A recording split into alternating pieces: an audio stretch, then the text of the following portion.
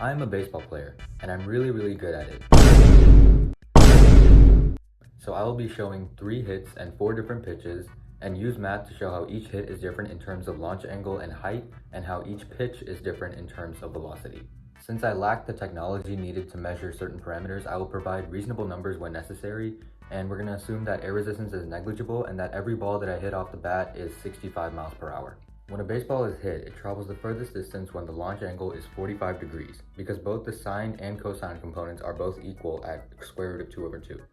So here is a hit that was probably hit at 45 degrees.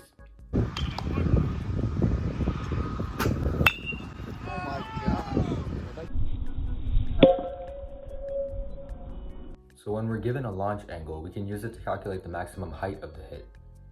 This can be done using the maximum height of a projectile formula, which is V0 sine theta squared over 2g. 65 miles per hour is approximately 29.1 meters per second. So when I input these values into the formula, the output turns out to be 423.405 divided by 19.6, which is approximately 21.6 meters or 70.9 feet.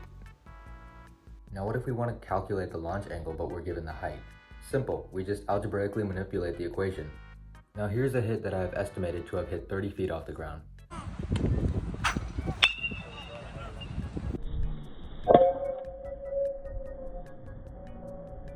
"30 feet is approximately 9.3 meters, and as I mentioned before, we can simply just manipulate the equation by multiplying both sides by 2g, taking the square root of each side, and dividing both sides by v0. This leaves us with theta equals the sine inverse of square root of 2gh divided by v0. And when you plug this into the calculator with the given values, you're given that theta is roughly 27.6 degrees. This angle proves that the height is too low, but what if the height is too high?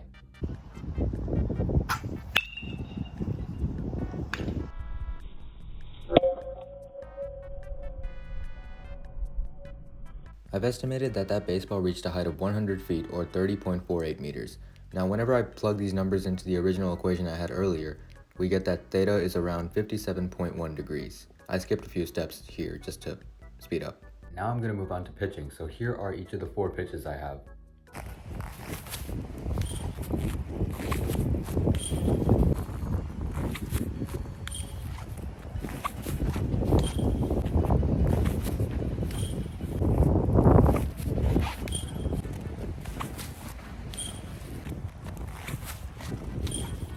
My objective will be to find the velocities of each pitch type using the formula V equals d over t.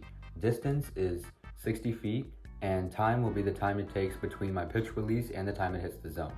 I use a stopwatch to find the time in seconds for each pitch type. When 60 is divided by these times, we get velocity, but in feet per second.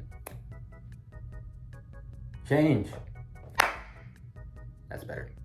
In order for feet per second to be converted into miles per hour, each of these values need to be divided by 1.467, which results in these values.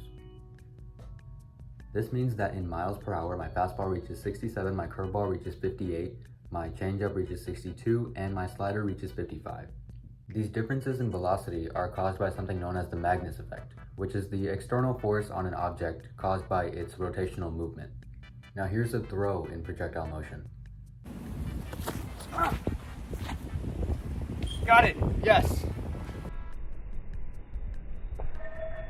Assuming the throw was 65 miles per hour and reached a max height of 20 feet, what angle was it launched at? Since 20 feet is 6.1 meters, we can just input the values the same way we did for the hits. And this will lead us to ultimately reach a value where theta is equal to 22.07 degrees. And there you have it, how math is used in baseball. Here's some funny moments.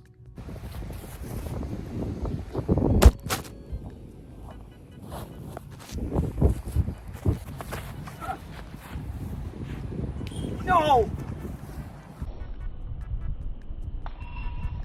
Enemy spotted.